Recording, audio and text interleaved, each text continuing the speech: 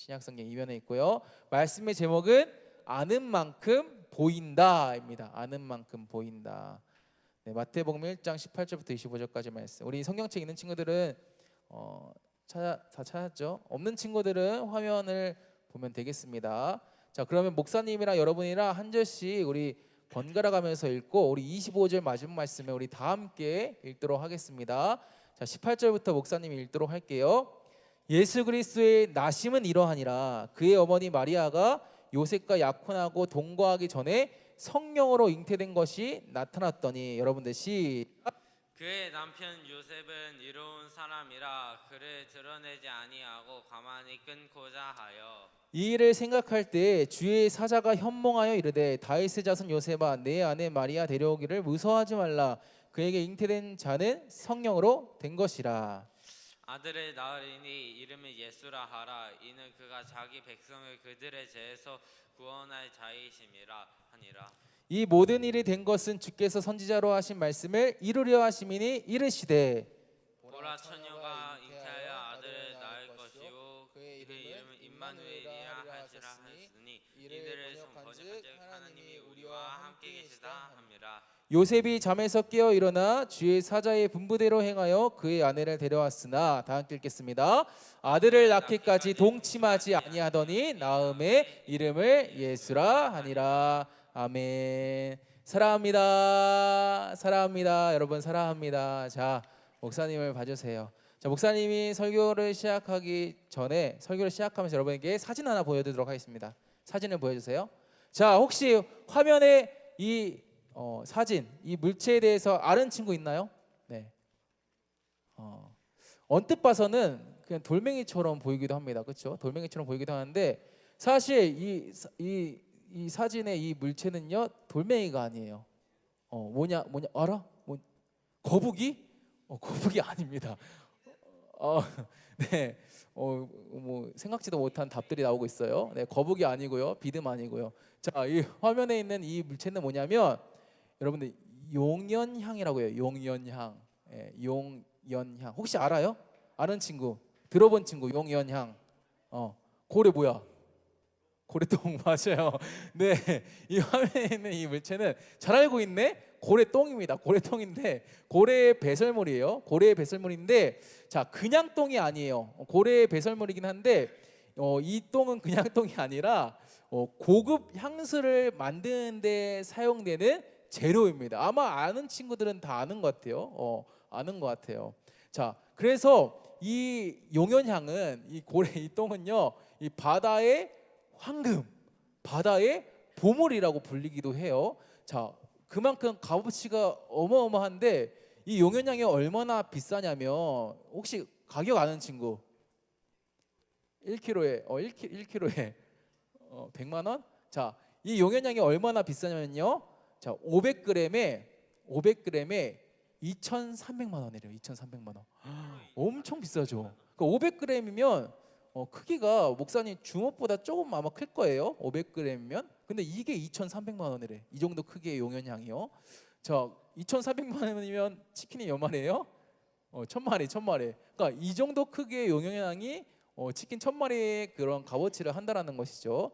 자, 그렇다면 여러분에게 한 가지 질문하도록 하겠습니다. 만약에 목사님이 바닷가에서 용연향을 주었어. 그리고 오늘 예배 시간에 딱 여러분들 보면서 예배 잘 드는 친구에게 용연향을 줘야겠다 해가지고 목사님이 자, 용연향 가져 하면 이거 안 가질 사람 있을까요?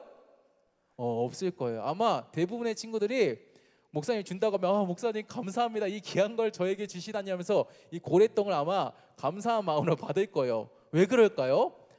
여러분들이 이 용연향의 가치를 알기 때문이죠. 근데 만약에 몰라, 이게 용연향인지도 모르고 이 용연향이 얼마나 비싼지도 모르면 목사님이 준다고 했을 때 가질까요, 안 가질까요? 아마 안 가질 거예요. 목사님 왜 돌멩이를 나한테 주세요? 그거 그냥 길가에서 그냥 우리가 쉽게 발견할 수 있는 거 아닙니까? 왜 이런 돌멩이를 저에게 주세요? 이러한 반응을 할 거예요. 근데 목사님이 이 용연을 줄 때 여러분은 어떻게 한다? 받는다. 왜? 가치를 알기 때문이죠. 자, 여러분, 우리가 한 가지 여기서 알 수 있는 것이 있습니다. 무엇이냐? 우리가 어떤 것을 온전히 누리기 위해서는 그것이 지니고 있는 가치를 잘 알아야 한다는 거예요. 목사님 방금 전에 이 용연양에 대해서 이야기했지만 여러분들 핸드폰을 아마 다 사용하고 있을 거예요. 핸드폰을 사용하고 있는데 내가 핸드폰을 잘 사용하고 싶어요. 제대로 사용하고 싶어. 그러면 무엇에 대해 알아야 할까요? 핸드폰의 기능에 대해서 잘 알아야 합니다. 핸드폰이 어떤 기능을 가지고 있는지 내가 알아야지 핸드폰을 잘 사용할 수 있겠죠. 그런데 이 핸드폰에 내가 어떤 기능이 있는지 몰라. 그러면 이 핸드폰을 내가 잘 사용하고 있다고 할 수 있는 거예요, 없는 거예요? 없는 것이죠. 내가 비싼 돈을 들여서 최고급 요즘 막 최신 핸드폰을 내가 샀어. 근데 정작 이 핸드폰을 어떻게 사용해야 되는지 내가 알지 못한다면 이 핸드폰을 내가 온전히 누린다라고 할 수 없는 것이겠죠. 그런 것처럼 우리가 어떤 것을 온전히 누리기 위해서는 그것이 지니고 있는 가치를 내가 제대로 알아야 한다는 거예요. 자, 그런데 이것은 우리의 신앙생활에 있어서도 마찬가지입니다. 우리가 신앙생활을 잘 하기 위해서는 어떻게 할까요, 여러분? 신앙이라는 것은 어떤 의미냐면 믿고 의지한다라는 것이 이 신앙의 의미거든요. 믿고 의지한다라는 것이. 근데 우리가 신앙생활 잘 하고 싶어. 우리가 잘 믿고 잘 의지하고 싶어. 그럼 어떻게 할까요? 어떻게 해야 되냐? 내가 믿는 분이 누구인지에 대해서 내가 잘 알아야 합니다. 내가 믿는 분이 누구인지에 대해서 내가 잘 알 때 우리는 잘 믿고 잘 의지할 수 있다는 거예요. 우리 삶에서 이 신앙생활이 주는 이 유익을 우리가 제대로 누릴 수가 있다는 것이죠. 자, 그러면 우리가 신앙생활을 잘 하려면 내가 믿는 분이 누구인지에 대해서 내가 잘 알아야 하는데, 자, 그러면 내가 믿는 분은 누굴까? 이거 모르는 친구 없죠? 우리가 믿는 분이 누구십니까? 우리는 누굴 믿어요? 하나님, 예수님을 믿어요. 예수님. 우리는 예수님을 믿죠. 우리는 다른 신을 믿는 사람들이 아닙니다. 우리는 예수님을 믿는 사람들이에요. 그래서 우리 스스로를 우리가 뭐라고 불러요? 우리를 그리스도인이라고 하죠. 영어로 크리스찬이라고 하잖아, 그렇지? 나는 그리스도인입니다. 나는 크리스찬이에요 라고 말하잖아요.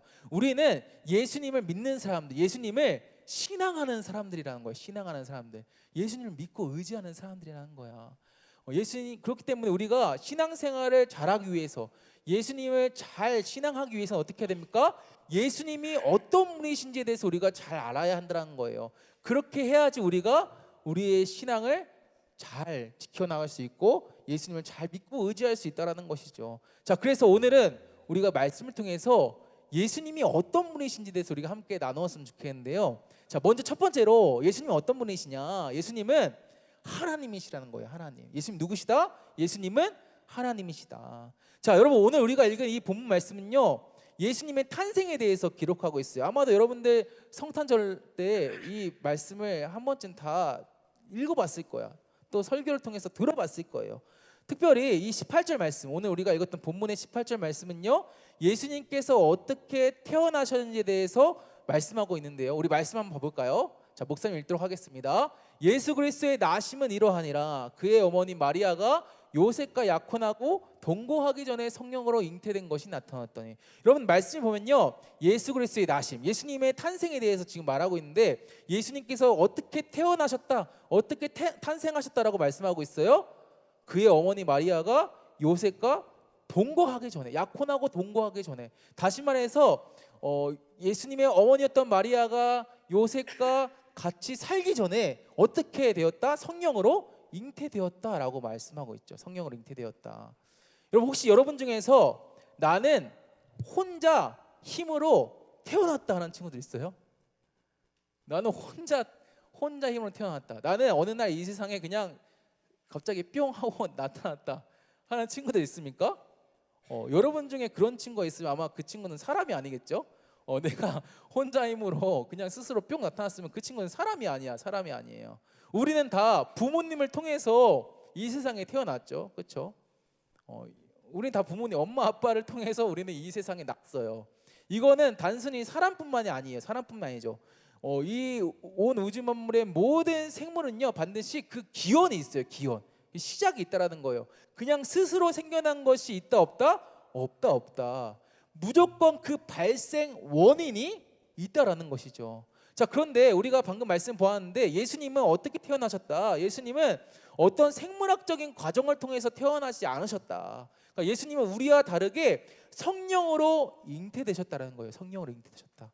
자, 그러면 성령으로 잉태되었다라는 말이 무슨 말일까? 성령으로 잉태되었다. 이것은요, 하나님의 능력으로 태어나셨다는 것을 말해요. 성령으로 잉태되었다는 것은 하나님의 능력으로 태어나셨다. 그러니까 예수님은 하나님의 능력으로 태어나신 우리 인간과는 본질상 다른 분이라는 거예요. 다른 분. 그러니까 사람이긴 사람이셔. 예수님도 참 사람이셔요. 우리와 똑같은 사람이신데 사람이시기 이전에 예수님은 하나님이셨다라는 거예요. 하나님이셨다.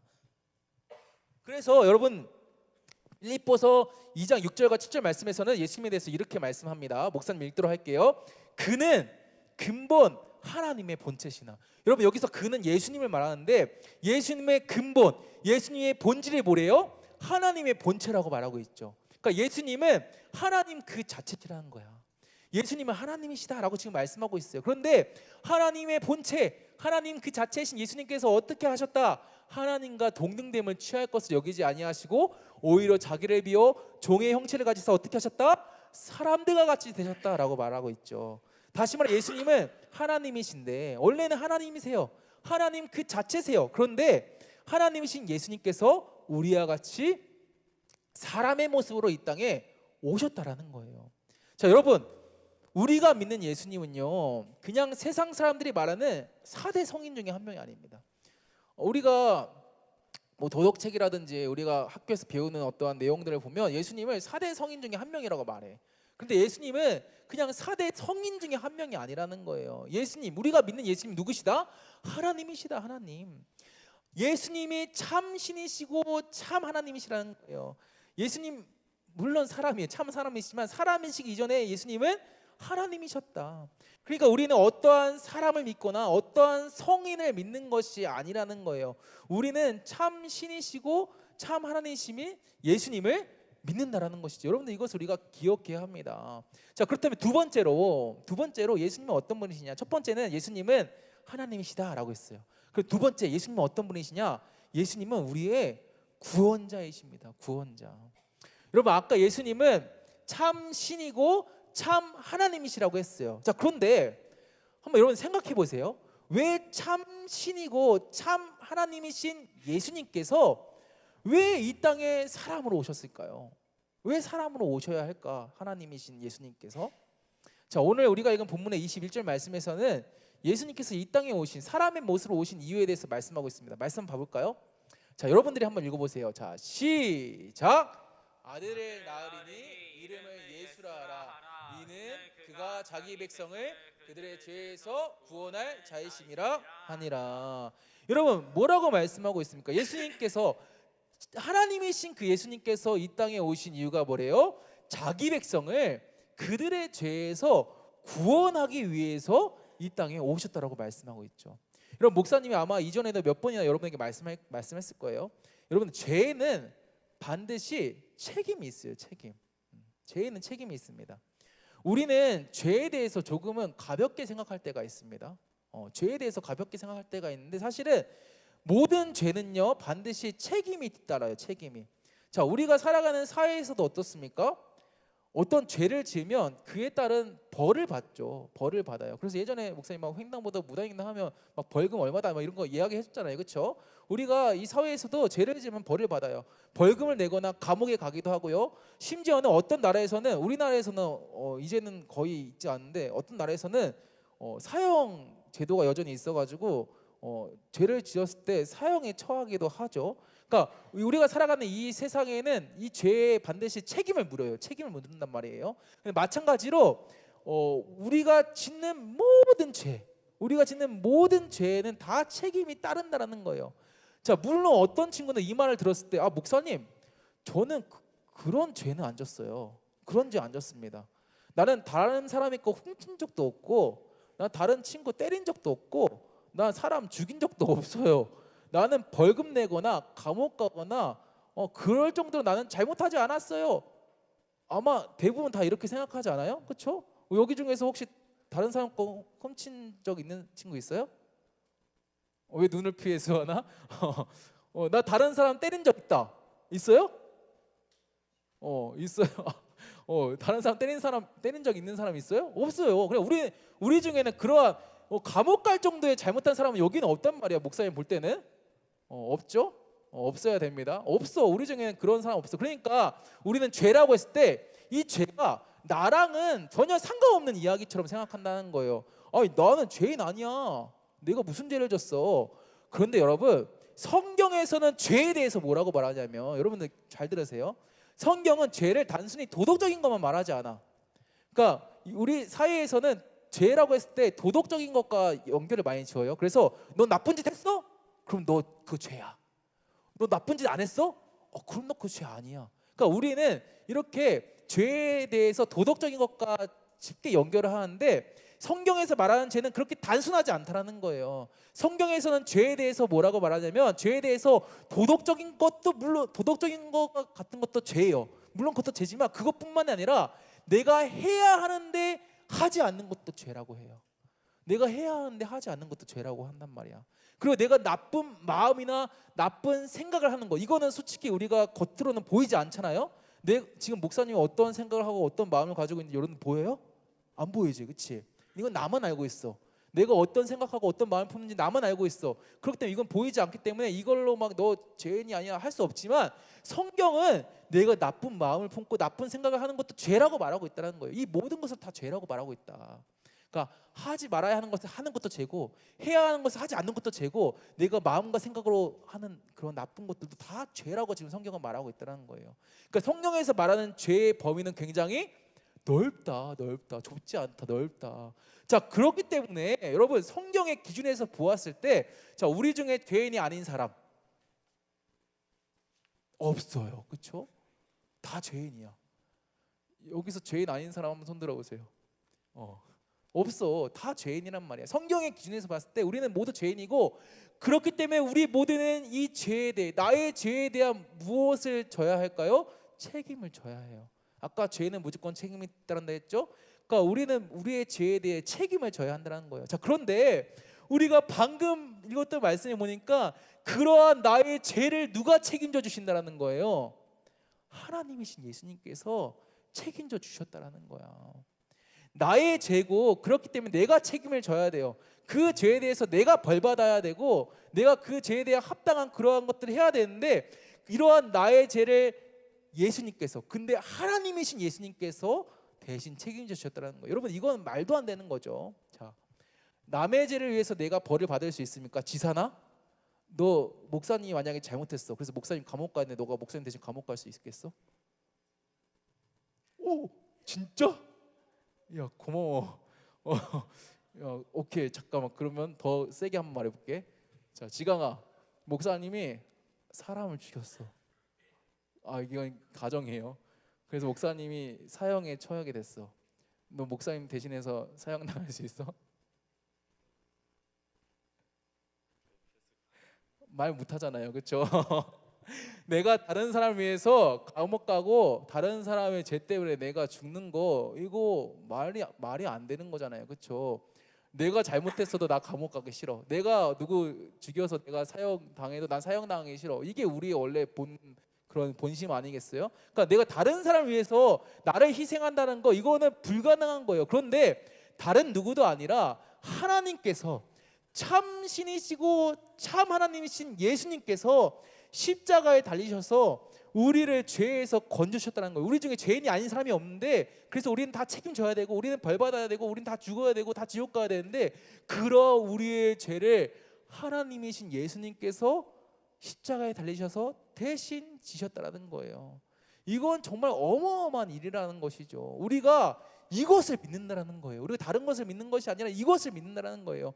예수님만이 나의 구원자시고 나의 죄의 문제를 해결해 주셨다는 것을, 여러분들 우리가 이것을 믿는다라는 것이죠. 자, 그렇다면 세 번째로 예수님은 어떤 분이시냐? 예수님은 우리와 함께 하시는 분이세요. 자, 우리 23절 말씀도 다 함께 보도록 하겠습니다. 목사님 읽도록 할게요. 보라, 처녀가 잉태하여 아들을 낳을 것이요 그의 이름을 임마누엘이라 하리라 하셨으니, 이를 번역한즉 하나님이 우리와 함께 계시다 함이라.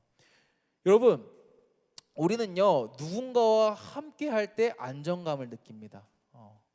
목사님은 어렸을 때 굉장히 겁쟁이였어. 지금 목사님이 겉으로 봤을 때는 진짜 겁 없어 보이잖아요, 그렇죠? 근데 목사님이 겁이 진짜 많아요. 어렸을 때는 진짜 겁쟁이였어. 얼마나 겁쟁이였냐면, 목사님이 초등학교 고학년까지, 그러니까 초등학교 6학년, 중학교 1학년까지 혼자 잠을 자는 것을 되게 어려워했어요. 상상력이 되게 풍부했어 목사님이. 그래서 밤만 되면 괜히 막 뭐가 나타날 것 같은 거야. 불만 끄면 막 뭐가 나타날 것 같고, 막 이 창문에 항상 이 커튼을 이렇게 닫고 잤었는데, 이 커튼이 좀만 열려 있으면 그 커튼 사이로 누군가 나를 보고 있을 것 같은 거야. 그래서 목사님 항상 밤마다 루틴이 있었어. 어렸을 때는 커튼을 다 닫아야 돼. 틈이 안 보이게. 그러니까 그렇게 하지 않으면 목사님 맨날 계속 그 생각 때문에, 누군가 나를 보고 있다는 그 생각 때문에 잠을 자지 못했어요. 그러지 않더라도 목사님 맨날 막 뭐 상상을 너무 많이 해가지고 잠을 못 잘 때가 진짜 많았습니다. 자, 그런데 그렇게 목사님이 잠을 못 잘 때면 목사님 하는 버릇이 하나 또 있었어. 뭐였을까? 엄마 맞아. 근데 맞아. 너 혹시 니엘이 너도 그러니? 그렇진 않지. 너무 잘하는 것 같아가지고. 자, 목사님이 잠을 못 잘 때마다 하는 버릇이 하나 있었어. 뭐냐면 엄마 아빠 방에 가는 거야. 엄마 아빠가 주무시는 방에 가서 엄마 아빠 항상 그 가운데 목사님이 누워 있었어요. 초등학교 6학년이 중학교 1학년이 여러분이랑 똑같은 나이일 때 엄마 아빠 사이에 누워서 잤다고. 왜 그렇게 했을까? 그렇게 하면 마음이 편안해져서 잠이 잘 오는 거예요.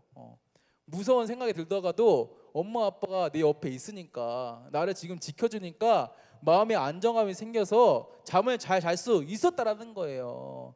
자, 아마 이거는 목사님뿐만 아니라 여러분도 똑같을 거야. 물론 여러분들이 엄마 아빠랑 같이 자는 거 아니에요. 목사님 지금도 엄마 아빠랑 같이 앉아. 지금 혼자 자는데, 자, 우리도 이렇게 누군가가 나와 함께 했다라는 이 사실만으로도 우리의 마음의 안정감, 든든함을 우리는 느낀다라는 것이죠. 자, 그런데 우리가 말씀을 보니까 누가 우리와 함께 계신다라고 지금 말씀하고 있어요? 하나님이 우리와 함께 계신다고. 하나님이 우리와 함께 계신다. 하나님이신 예수님께서 내가 어디에 있든지, 내가 무엇을 하든지, 내가 어떤 상황이든지 그곳에서 나와 함께 하신다라는 거예요. 내가 혼자 있는 것 같은 그러한 시간들을 보낼 때가 있어요, 여러분들. 그렇죠? 간혹 학교에서 때로는 내가 외로울 때가 있어. 관계적인 어려움들이 있어서 외로울 때가 있어.